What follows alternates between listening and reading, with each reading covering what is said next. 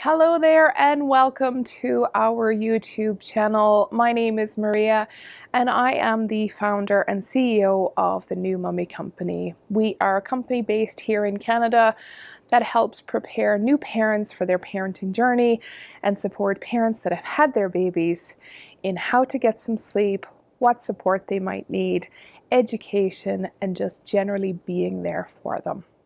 So that's enough about me. I'm here today to talk to you about burping or winding so that you can get rid of some of that trapped wind that may be causing your baby quite a bit of discomfort. So stay tuned. We're going to tell you everything you need to know about making sure baby is well winded after their feed.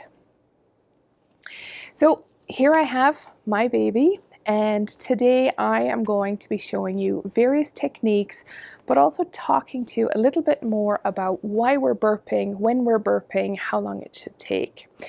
Because it seems to be that quite a few parents come across breastfeeding issues and bottle feeding issues that when we get to the bottom of it, turns actually out to be burping issues. So when should we be burping? Well, the answer is regularly, and of course at the end of every feeding session. So what exactly does regularly mean? Because that's how long is a piece of string, right?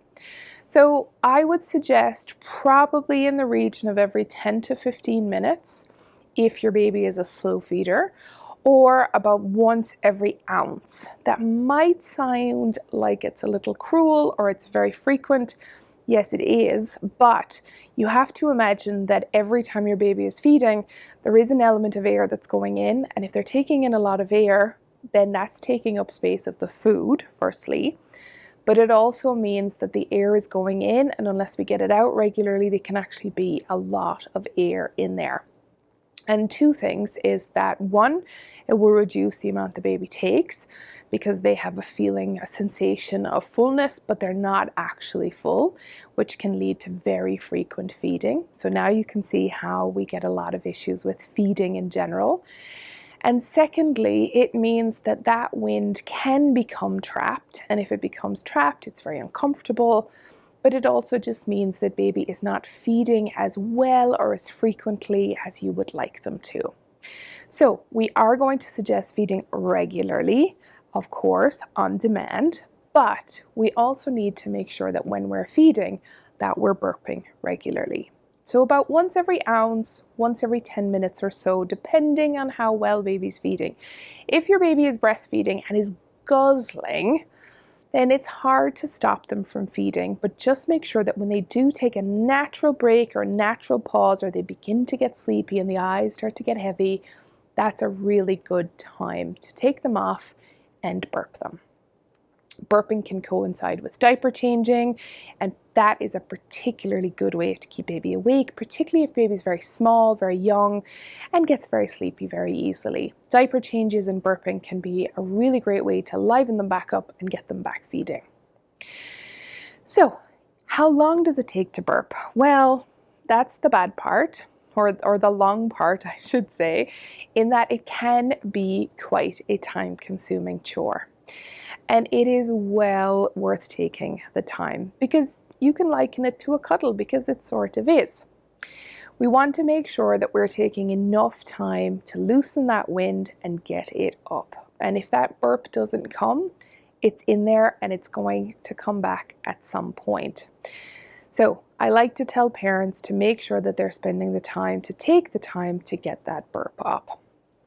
In terms of the techniques, you can do a number of different techniques, but one thing that's not going to work is putting baby on your shoulder and doing this. There's no pressure and there is absolutely no burp. Unless you have the best burping baby in the world, you're not going to get anything with just this, because it's not creating enough friction or enough pressure to be able to ease that wind out.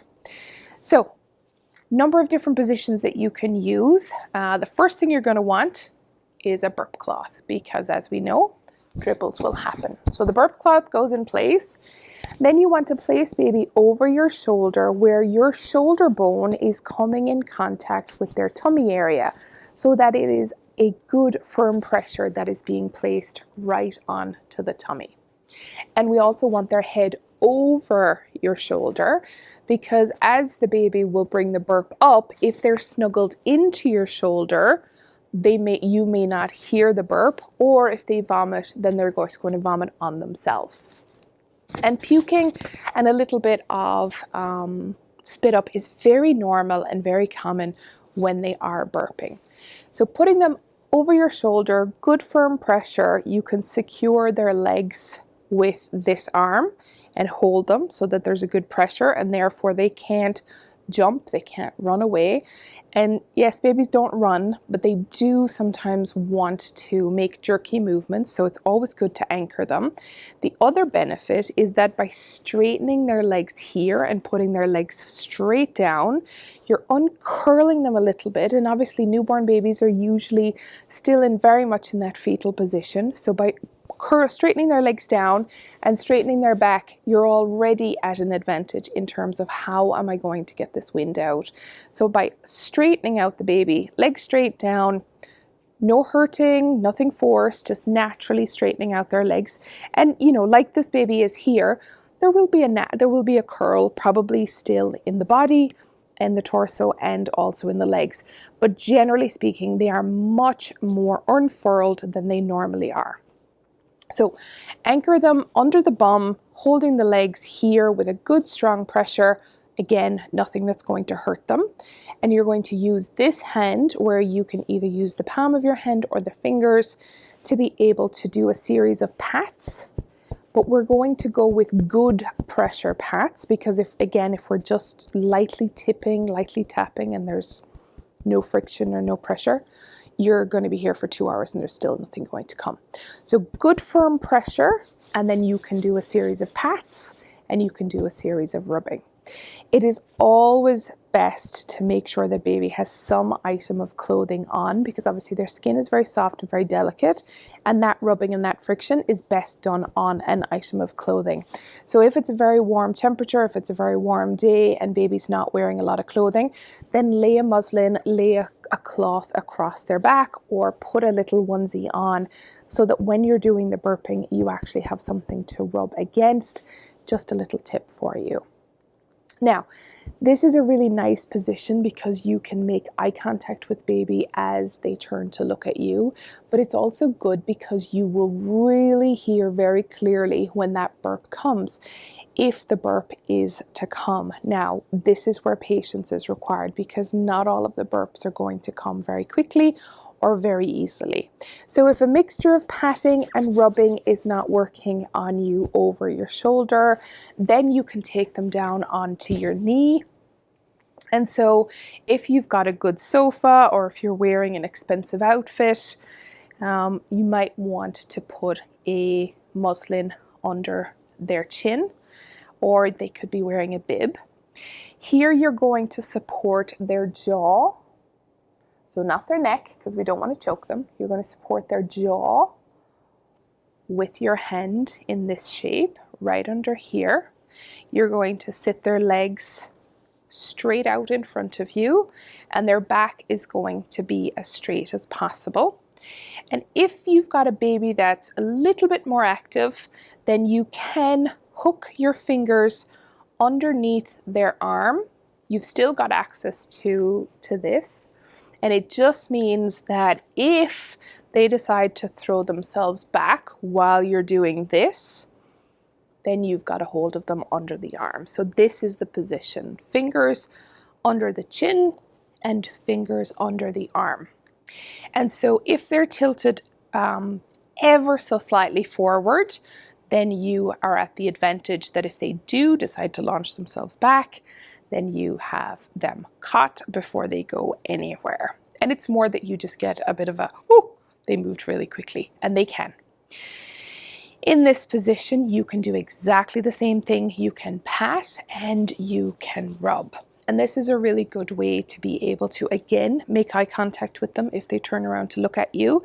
But again, you want to be watching and listening. So we don't want the TV to be too loud, or the radio, or everything else, because we want to be able to hear it, because it can take time. And if it takes time, you don't want to miss it.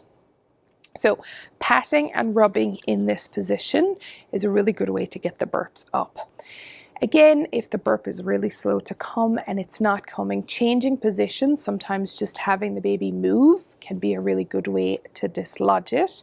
The other ways that I like to burp is to either go in a circular motion. So again, I've still got my fingers hooked under the armpit and I'm still supporting the jaw. And with the back supported with the other hand, they can go around in either a clockwise or an anti-clockwise. Now this is a slow, gentle movement, and it is just one way of getting that burp to release. So clockwise or anti-clockwise, or you can try both. Very slowly, very gently, no pressure, no force. We don't have to pat as we're doing this. We don't have to rub. Just very gently, very delicately rub, turn them around.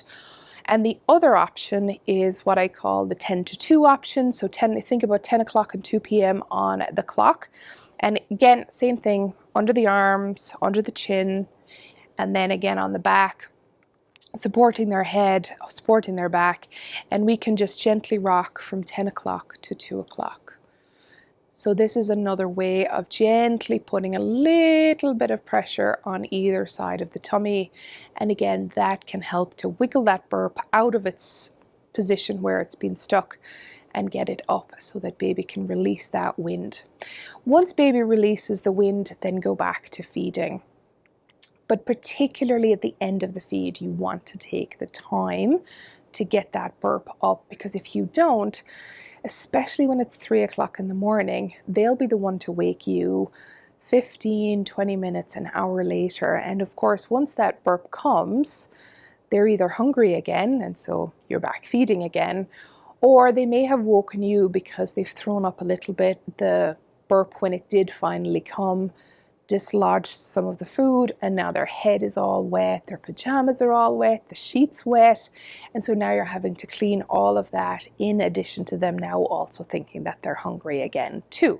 So it is well worth spending the time to be able to get that burp up and get it out. Because let's face it, the 3 a.m. feeds are tough enough as it is without having to be woken 20 or 30 minutes later.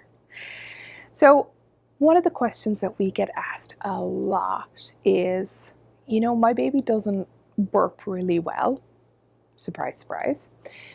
But should I burp a sleeping baby, or does a baby who is asleep need to be burped? Well, the answer is yes, they do. Because ultimately, if they fed, and if they fed well, they have ingested quite a bit of air.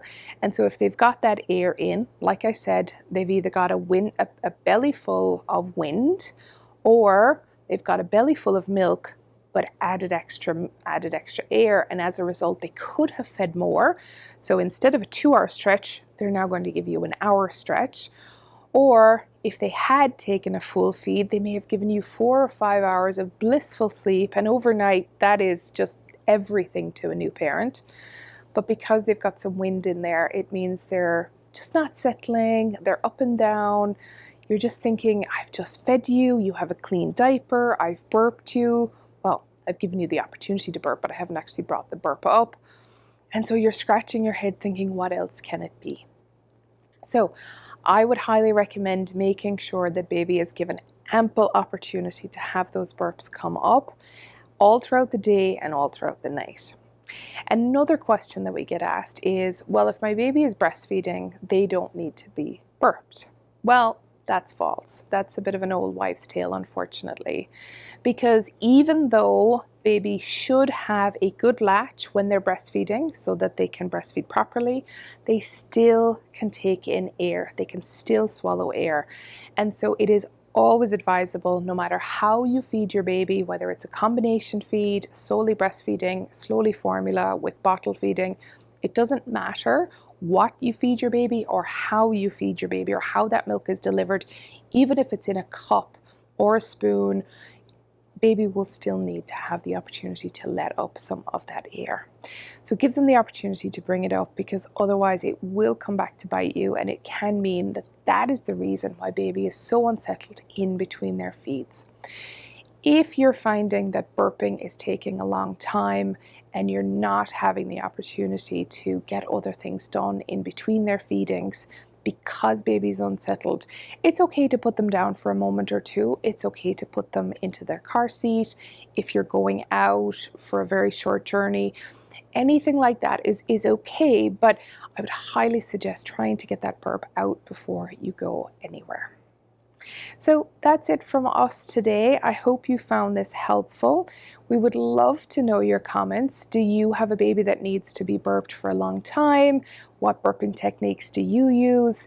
Did burping come naturally and easily to your baby? We would love to hear from you. If you found today's video helpful, do please give us a thumbs up. We would love to know. And of course, we would love to have you along on our journey with us. And so we would love for you to hit that subscribe button so that you don't miss out on any of our videos as they are released. We're now releasing our videos at 11:15 a.m. on Thursday mornings. So every Thursday morning, 11:15, you can stay tuned for more videos. And our next video is going to be on swaddling. So I'm very excited to bring you that. And of course, if there's any videos that you would like us to do for you, then please comment or get in touch with us, and we will be delighted to be able to help you. So until then, take care, and we'll see you soon.